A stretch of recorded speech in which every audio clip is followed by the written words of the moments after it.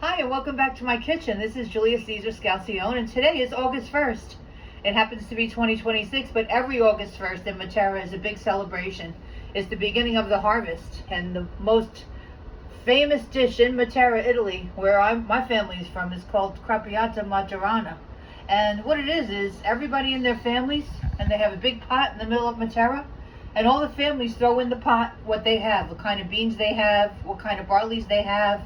And they don't put meat because historically Matera has been very poor. And tonight I'm going to show you how to make it. You can only find this, they only make this in Matera, and they don't just make it on August 1st. The restaurants sell it. But outside of Basilicata, outside of Matera, they really haven't heard of it and they don't know what you're talking about. So it's very unique. So the first thing I put in here is about a half a cup of lentils. Don't forget, each family in Matera would contribute to this giant pot. You could probably see it on YouTube. And then they come by this giant vat. Everybody eats at the end of the evening. I bought some barley because this is the grain portion of it. Let me put in there about a quarter of a bag of the 16 ounce. And then I'm also going to get my beans, which I left over here. This is my 15 bean soup. I put the 15 bean soup in because it has everything that everyone in the village would have. There are split peas, there are favas, there are kidney, there are Roman beans. So I'm going to put that, maybe a little less than this, in there. And I'm going to let that boil for about an hour, and I'll bring you back when we're ready to add the other stuff. Now don't forget, before I start boiling it, to wash your beans really well.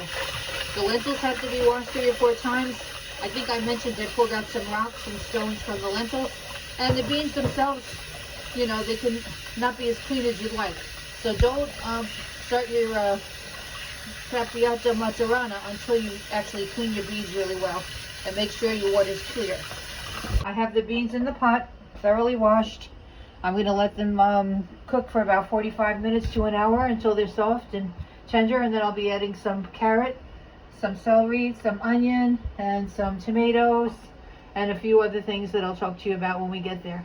Okay, the bean and grain mix that I showed you how I cleaned it, they've been boiling now for about 20 minutes. I also wanted to add garbanzo beans or chichi beans in Italy. I'm going to put half a can in here. I washed them and I drained them because that's the essential part. I did put barley, but I didn't do farro. Farro is a very famous Italian grain that goes with the barley. But just to let you know, you should have some farro in there. But I didn't have any. So we'll just let it continue to boil. Alright, it's been 45 to 50 minutes in, and I skimmed the top. I want you to see there's some kind of stuff that comes up with these beans. You skim the top to get it off. You see it form at the top, and as it forms, you skim it. Okay, so now I'm ready to add my carrots, my celery. How many carrots and how much celery? 2 of each. I have 1 whole onion and about a cup of cherry tomatoes. But these are grape tomatoes. They look like little grapes. Okay, now I got my potatoes. I got 4 medium-sized potatoes I was soaking in cold water to get the starch out. I'm going to put those in as well.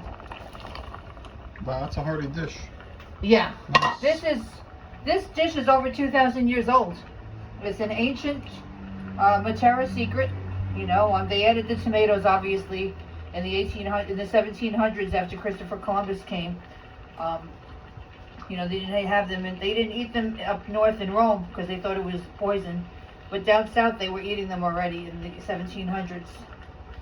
Even today, some people don't like eating tomatoes because they feel it has some kind of substance in there that's not good for you. Yeah, so I'm going to add a little bit more water to this, and I'll bring you back when it's ready to eat.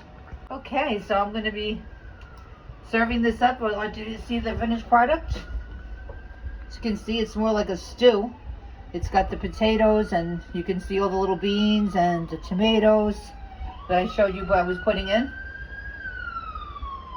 I don't have any hard Italian bread, but you don't have to have it. I could have pita bread if you want. I'm going to put a little bit of olive oil on top because that's traditional how you eat it when you go to Matera. Whoa, there it goes. Put some on my sons. Okay, that's it.